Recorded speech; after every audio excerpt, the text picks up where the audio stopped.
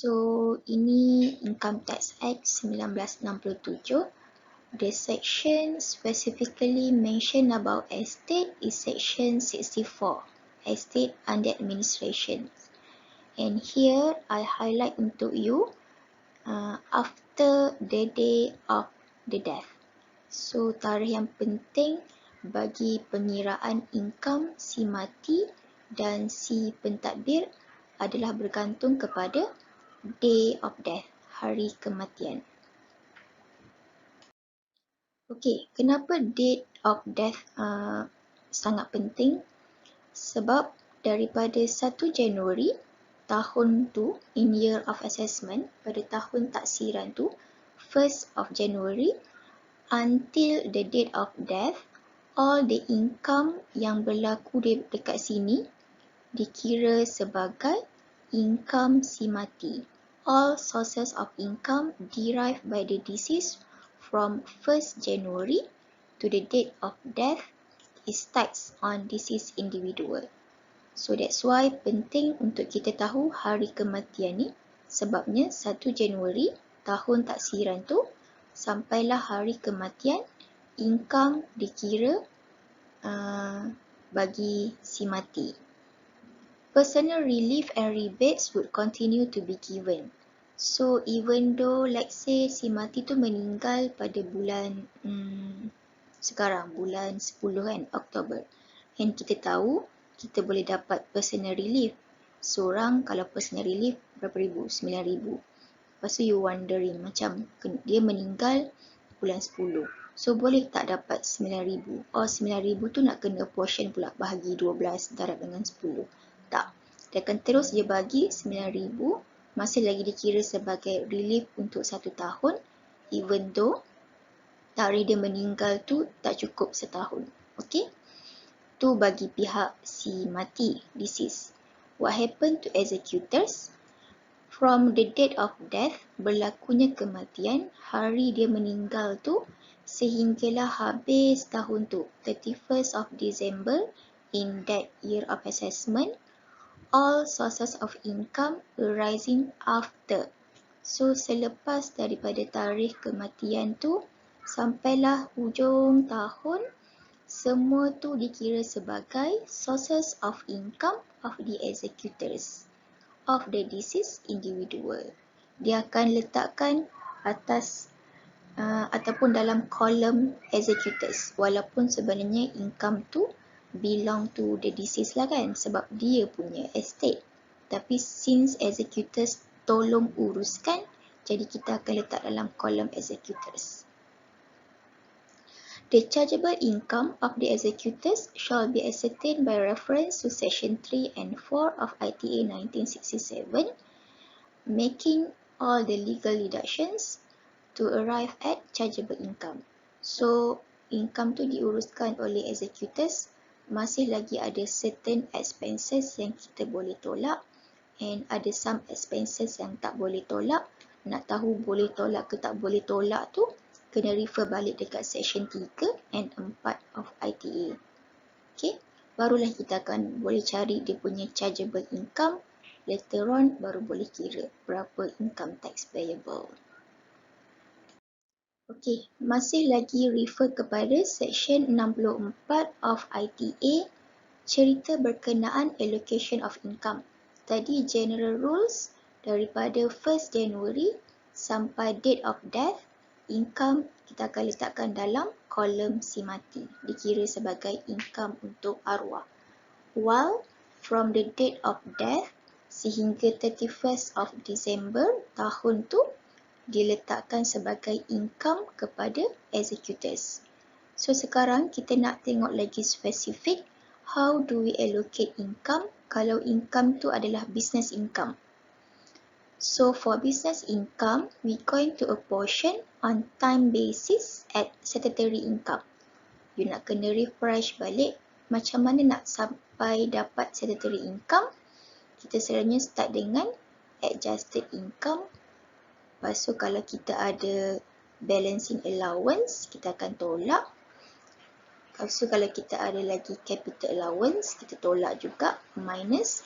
But if we have balancing charge, kita akan plus, barulah kita akan dapat statutory income. So dah dapat nilai statutory income for business, baru apportion ikut time basis. Time basis bermaksud you akan bahagi dan darab dengan berapa banyak bulan lah. Kalau tadi si Mati meninggal bulan 10. So how do we apportion?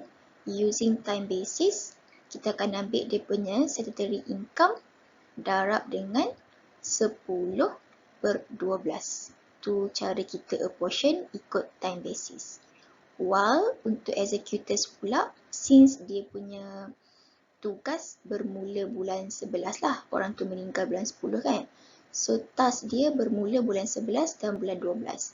Therefore, cara nak apportion business income untuk executors tadi, kita ambil statutory income darab dengan 2/12. Tu maksud dia apportion using time basis at statutory income.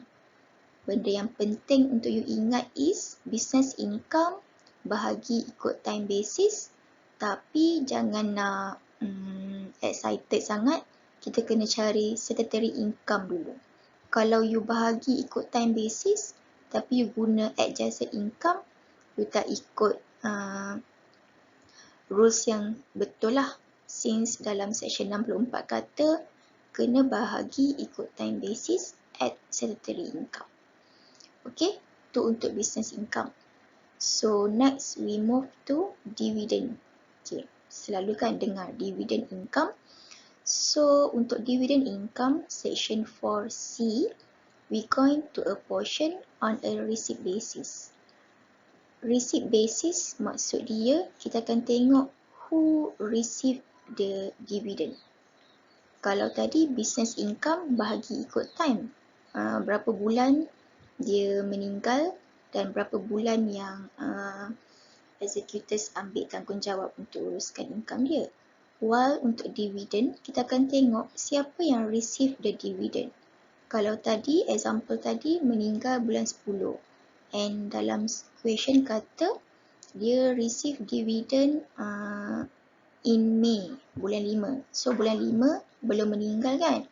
Therefore, that dividend you akan masukkan kepada deceased lah, sebab masa dia dapat that dividend, dia belum lagi meninggal. Dan in Malaysia, kita pakai single tier dividend system. So single tier dividend system is exempted from tax with effect from YA 2008. Therefore, nanti later you buat question, dia akan bagi tahu this deceased receive dia punya dividend pada bulan berapa-berapa. Tapi kita dah tahu dah, single tier dividend exempted from tax, meaning that you tak payah bayar tax on that dividend. Company before dia bayar dividend kepada shareholders, dia dah already paid the tax on behalf of the shareholders. That's why bila shareholders dapat dividend, shareholders dah tak payah bayar tax for the second time. Itu maksud single tier dividend system. Okay, next we move to interest income. Interest income masih lagi bawah section 4C, investment income, sama macam dividend. So since dia under similar section, dia punya cara-cara nak apportion pun sama juga, will be assessed on a receipt basis. Kita akan tengok who receive the interest. Kalau sebelum hari kematian, then interest tu belong to the deceased. While kalau dia dapat that interest, faedah tu after the day of death, so kita akan kira dia sebagai income bagi executors. And in Malaysia, interest income received by resident individual is tax exempt.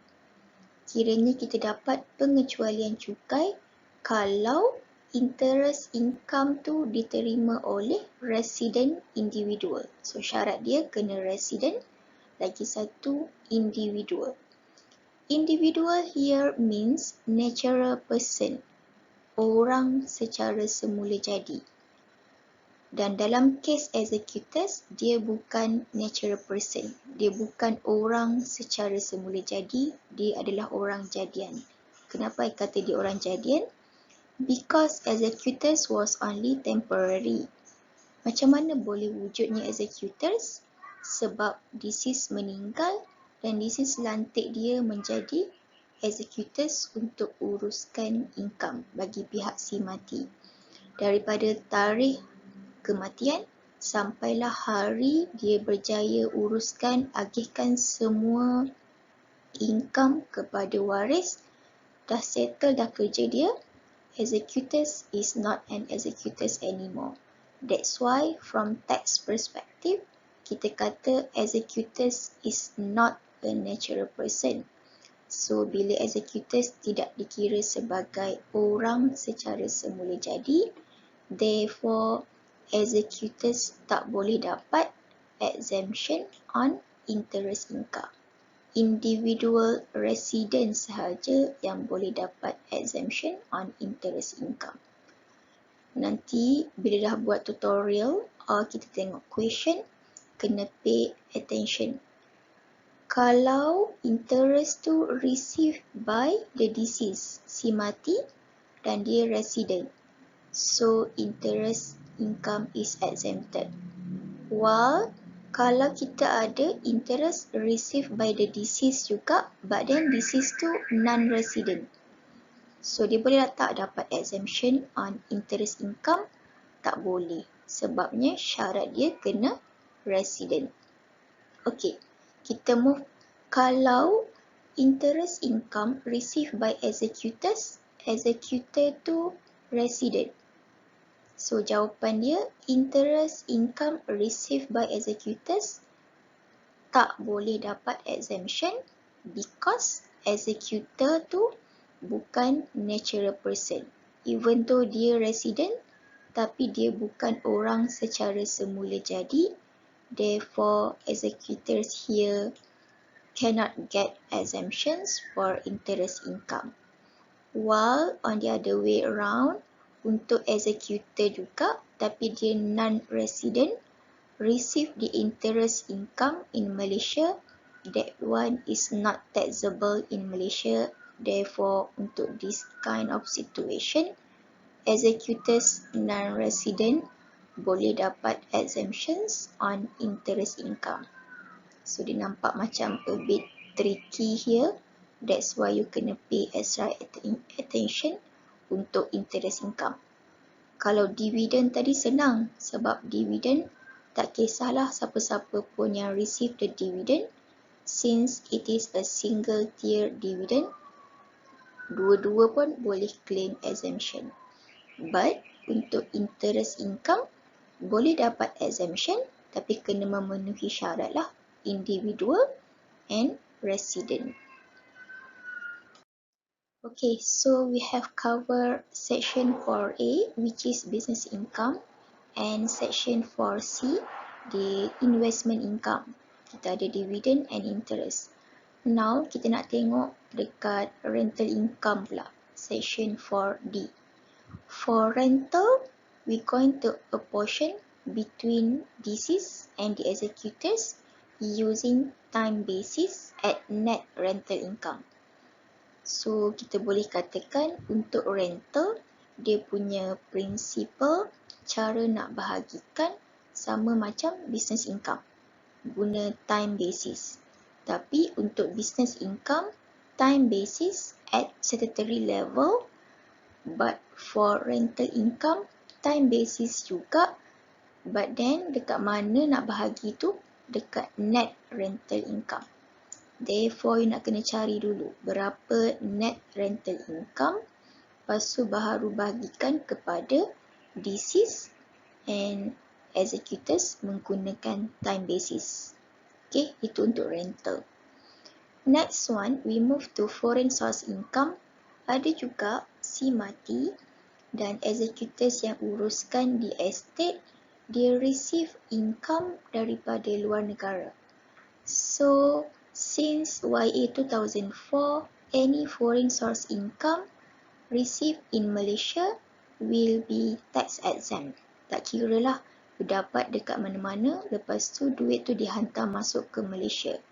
Tengok dia punya origin berasal daripada outside Malaysia, therefore tak payah bayar tax in Malaysia. Kita akan dapat exemption on that. Another point here is kita ada capital receipt. So, contoh capital receipt macam life insurance, meninggal lepas tu dapat insurance. Ada juga keadaan yang meninggal, company bayar gratuity.